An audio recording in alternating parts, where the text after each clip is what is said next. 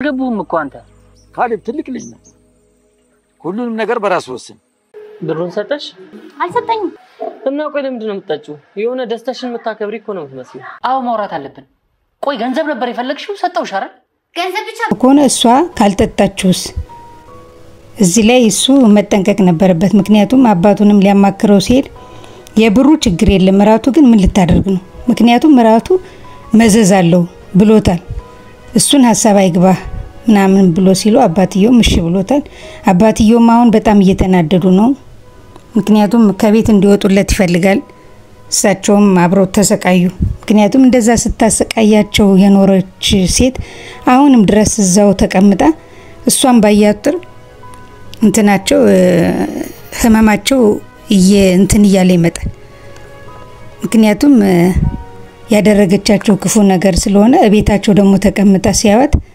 በጣም እየተበሳጩ ስለሚሄዱ ይሄ የካሌብ ችግር ነው በዚህ ላይ ደግሞ ሚስጥር ሲያወራ ያው ዳኒ ሰምቶት እህትና ወንድም እንዳልሆኑም እንዳወቁ አወቀ ዳኒ ግን ዳኒ አሁን መሄጃ ስለሌለው ያለው አማራጭ እዛው እንዳልሰማ መስሎ መኖር ነው ያንን ነው እንግዲህ ለትሁት ሲያናገራት የነበረው ኩሽና ገብቶ ግን ትሁት ግን አንቺን ታዘብኩሽ ምናምን ይያለ ትሁት ላይ በጣም እየተናገረ ነበር ግን እንዴት ራሱን እንዴት አያውቅም ነጋገረችው እኮ ካንዴም ሁለቴ ሶስቴ በጎን እውነት መደበቁ አይቀርም ይያለች ስትነግረው እንዴት ትንሽ አይባነንም ይሆን አጆዛ የሆነ ልጅ ነው በጣም የሚያስጠላ ይሄ ወንድ አይደለም ምክንያቱም የሰው ልጅ ሲነገረው ማወቅ አለበት እኮ ትንሽም ቢሆን እውነቱ ተደብቅ አይቀርም ይያለች ስትነግረው አሃ ተነቅቶብኛል ማለት ነው ብሎ በጊዜ እንደገና ደግሞ ኤደንን እንዳትጎዳት ኤደንን እንትን በላት ፍቅርን አደን ይያለች ስንት የነገረችው ይሄን ሁሉ እየነገረችው እሱ አሁንም ገንዘቡን ተካፍሎ ከቲና ጋር ቲናንም ወርውሮ ሊጥላት እኮ ነው አሁን እኮ ኤደንንም አላገኛትም ባይዘው ግን አሁን ቲናም እየተጠራጠረች ነው ምክንያቱም ይሄ ልጅ ከገንዘብ ምን አለው ይሄን ያል መስዋዕትነት አድርጌለታለሁ ብዙ ትዳሪን ፈትቻለሁ በሱ የተነሳ ብዙ ነገር ሁኛለሁ እና አሁን ምንድነው ከኔ የሚፈልገው ለምንድነው ብላ ተጠራጥራለች እንደውም እኮ እየነገረች ነው አንተ እኮ አሁን ፍቅር ሳይሆን ገንዘብ ለሰው ልጅ እንደሚያስፈልግ ተረድቻለሁ ስትለው እንኳን አይባነንም ዝም ብሎ ስግጥ ያለ ሰገጤ ነው እሱ ደግሞ በጣም የሚያስጠላ እንዴት አንድ ሰው ሲነግሩ አይገባም አሁን ቲናም ተቀይራበታለች ፋዘርም አውቀዋል የቤቱ ሁሉ እህቱን እንዳልሆነች አውቆ ፊት ነስተውታል በቃ ምን ይሰራል እዛ ቤት ውስጥ በጣም ያስጠላል ምክንያቱም አንድ ሰው ፊት ሲነሱት እኮ ወጣ ብሎ የራሱን ስራ መስራት ወይም ደግሞ ይቅርታ አድርጉልኝ አጥፍቻለሁ እህቴናት ብዬ ገብቼ ነበር ግን በቃ አይደለም እና እንደዚህ ነው ብሎ መናገር እውነቱን ተናግሮ ይቅርታ አድርጉልኝ ብሎ እንኳን ቢወጣ ምንም ማለት አይደለም እሱ ግን እያስመሰለውንም ሰምቶም እንዳልሰማ እየመሰለ እዛ ቤት ውስጥ የሚኖርበት ምክንያት ምንድነው ዘመድ አይደሉ ወገን አይደለ ምን አይደለ ጭራሽ እዛ ቤት መጥቶ የሰውየውን የልጅ ትዳር አፋቱ እንደገና እዛ ቤት ውስጥ መቀመጥ ማለት እናንተ በዚህ ጉዳይ እስቲ ሐሳብ አስተያየታችሁን ኮሜንት ላይ አስቀምጡልኝ እና ያው ኤደንም እስካሁን ድረስ ያለችበት አልታወቀም ፋዘርም በጣም እየተበሳጩ ነው ምክንያቱም ከቤት እንዲወጡለት እየፈለገ ነው ሰላም መኖር ነው የሚፈልገው እሷ ደግሞ አሁን ቲና ደግሞ በቃ ፋዘርን ይቅርታ ጠየቀች ይቅርታውን ተቀብዬሻለሁ ብለዋታል እና ያው እንዴት ባዶሽን ውጪ ነው ወይ ምትሉኝ ምናምን ስትላቸው ይሄ እኮ የኔ ቤት ነው አሁን እሷን ቢሆን ግግም አለች በቃ የሳቸው ቤት መሆኑን ካወቀች ቤቱን አይታ ነው እንዴ መጀመሪያ ካሌብን ያገባችው መጀመሪያም እኮ ካሌብን ፍቅር አልያዛትም ለቤቱ ብላን ያገባችው ማለት ነው በዚህ አይነት ምክንያቱም ተጣላች በቃ ተነቀባት ውጪ ስትባል መውጣት ነው ያላት ቻንስ እሳቸውንም እንደዛሽ መድምዳ ስንት እንደገና ከዛ ሁሉ ወጥተው እንደገና አሁን ደግሞ ግግም ማለት ምንድነው ብሩን ተቀብላ መሄድ ነው በቃ በጣም ታስጠላለች እሷም አሁን ያለችበት ሁኔታ የምታደርጋቸው ነገሮች ሁሉ ጥሩ አይደለም እናንተ እስኪ በቲና ሐሳብ አስተያየታችሁን ኮሜንት ላይ አስቀምጡልኝ እንደገና ደግሞ ዳኒ ደግሞ አሁን በጣም ተወዛግቧል ኤደንንም አጥቷታል ቲናም ፍቅር ነስተዋለች ቤቱም እንደዛው ፍቅር እየነሱት ነው ግን በቃ በግግምና ዝም ብሎ እያየ ነው። ከሷም ጋር ሲነጋገር ኃይለኛ ቃል እያናገረችው ነው። ጠብቀኝ እያለችው ነበር። እሱ ግን በጣም ሊረዳት አልቻለም። እሷ የምታደርገው ነገር አለ። እርግጠኛ ነኝ አሁን ምግብም ልስራ ብላ በምግብም ልትመርዛቸው ትችላለች። በጣም ውስጧ ተቃጥሏል በበቀል። እርግጠኛ ነኝ እነሱን ገላ ራሱ ያን ቤት ብትወርስ ራሱ ዳኒን የምታስቀምጠው አይመስለኝም። ምክንያቱም ዳኒን ቀጥታ ገንዘብ ላይ ፎከስ እንዳረገ ስላወቀች አሁን ዳኒንም ልትበቀለው ይመስለኛል።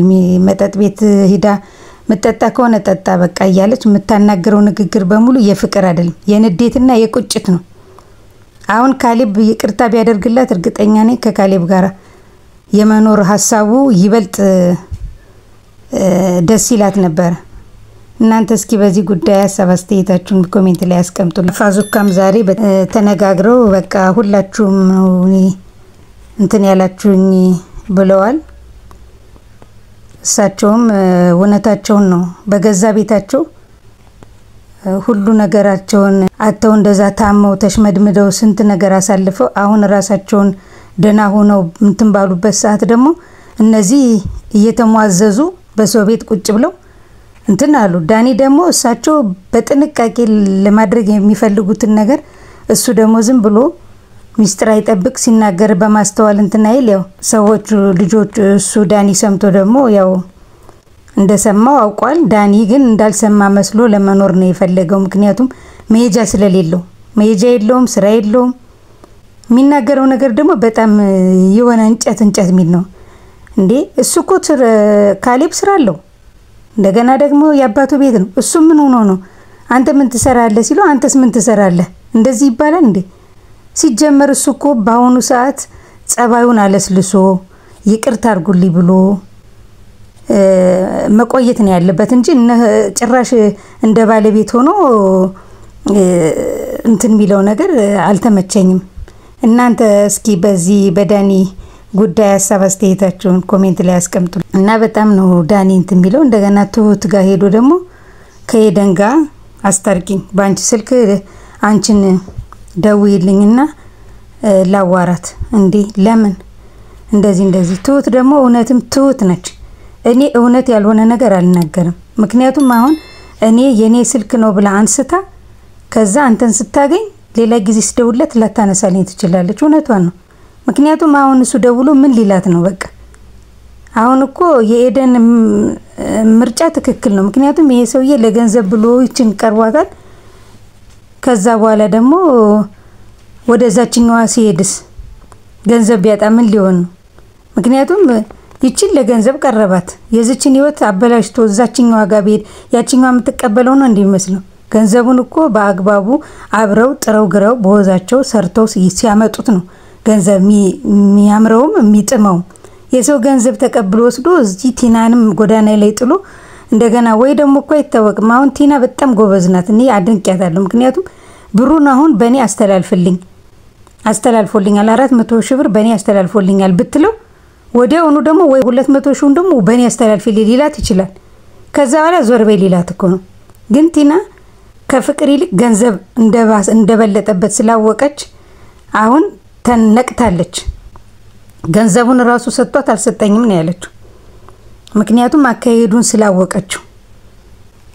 ግን አሁን የቲና ችግር 400 ሺህ ብሯ በአካውንቷ ከገባ በኋላ እንደገና አሁን ልጁን እራት እንብላ ብላ መርዙን ሰጥተዋለች። እስኪ እንግዲህ እቤት ስለሆነ ምናልባት የሆነ ችግር ቢፈጠር እንኳን ትሁት ስላለች ሊደርሱባት ይችላሉ ብዬ ገምታለሁ። ወይም ከወደቀ ወይ የሆነ ነገር ከሆነ ወደ ሐኪም ቤት የሚሄዱ እድሉን ያገኛል። ግን የቲና እዚህ ጋር የምትሰራቸው ነገሮች በጣም መጥፎ ናቸው። ምክንያቱም አሁን ጥሩ ነገር አይደለም እንደዚህ ማድረግ። ደግሞ ካሌብ ደግሞ ግዴላችሁም አለ። አባትየውም መዘዛለው ሲለው ትንሽ አልባነነም። እንደገና ትሁትም ሁሉን ነገር አስረድተዋለች። ቲና ተቀይራለች፣ በዳኒ ላይም ተቀይራለች፣ በእኛ ላይም እንደዚሁ በጣም ጸባይኛ ሁሉን ነገር እሺ የምትል ሆናለችና ይሄንን እንድታውቀው ብዬ ነው ብላ ነገረችው። አመሰግናለሁ አላት። እና እንደዚህ ብላ ነግራው እንኳን እንዴት አይባንንም? ወይ የምትጠጣውን መጠጥ ቀይሮ ማቀየር አለበት ወይ ደግሞ አልጠጣም ማለት ነበረበት። ለምን እሺ ብሎ ተቀብሎ ይጠጣል? እስኪ ለማንኛውም እናንተ በዚህ ጉዳይ ሀሳብ አስተያየታችሁን ስጡበት፣ ኮሜንት ላይ አስቀምጡልኝ። የዛሬው አስተያየቴ ይህን ይመስል ነበር። ለቻናላችን አዲስ የሆናችሁ እና ሰብስክራይብ ያላደረጋችሁ ካላችሁ ሰብስክራይብ በማድረግ የደወል ምልክቷንም በመጫን ቤተሰብ እንድትሆኑ በአክብሮት እንጋብዛለን። በቀጣይ ክፍል እስከምንገናኝ ድረስ መልካም ቆይታ ይሁንላችሁ። ቻው፣ ወዳችኋለሁ።